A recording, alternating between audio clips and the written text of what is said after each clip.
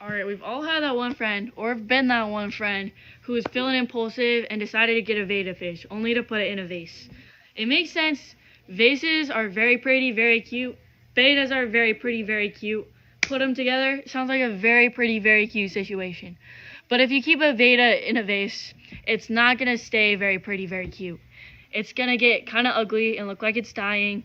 And having a dying fish as a decoration is not very pretty or very cute. Now, I did this back in the day. When I was 15, I convinced my adult cousin to take me to buy a Beta. And I thought my vase made the perfect home for my Beta. Very pretty, very cute. But then I Googled how to take care of a Beta. I realized I was approaching it all wrong, and the vase was actually a horrible home. Today, we'll be answering the question, how do we keep a Beta, if not in a vase? So you don't have to Google it and do all the research that I did. One of the first most important things to keeping a healthy Beta is to make sure the temperature is hot enough for them.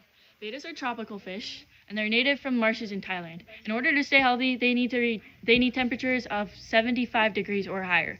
Cold water can weaken the fish's immune system, cause them to be drowsy and slow, and lead to stress in the fish, which can cause fin rot. In order to provide warm water for your fish, you'll need a heater, which will not fit in a vase and will probably burn the vase.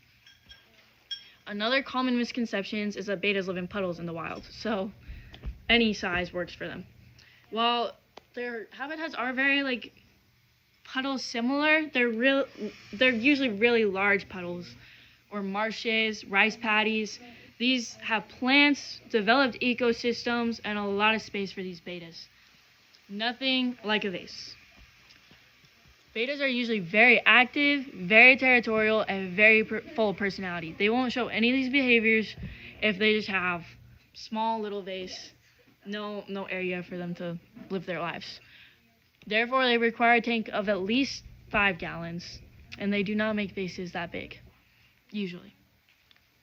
I would go around 10 gallons for a Beta, though. Another thing you want to look at when you're taking care of a Beta is the water quality. All fish have slightly different needs when it comes to water quality, but something that's universal is the levels of ammonia, nitrates, and nitrites. Fish poop and decaying plant matter can both turn into ammonia when they're in the water. They do turn into ammonia. And it's very important you get rid of this ammonia because it's very toxic for fish. Before you get your fish, a tank must give it time to cycle so that the nitrites from the ammonia can convert to nitrates, which are okay for fish. To ensure that the nitrates don't get too high, you're going to need proper filters and consistent water changes. Plants can also help with this filtration and probably help you need less water changes. They work in taking the nitrates and turning them into nitrites to help your fish. However, you have to watch them so they don't rot or decay. And if there's any big rotting or decaying pieces, you want to take them out because those can turn into unhealthy ammonia. In conclusion, in order to live a happy, healthy life, betas need a heater, a large enough tank, a cycle tank with the right water parameters, and a filter to keep these water parameters correct. And if you want to make this beta's life extra happy, plants can also help with this a ton.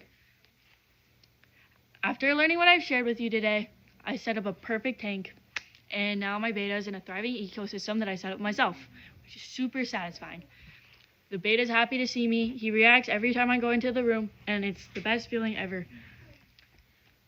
I would stay away from vases unless you somehow find one where you can fit a filter, substrate, a heater, a place for the heater to stick onto, hopefully square. And most vases do not meet these requirements, so I think tanks are the ideal situation.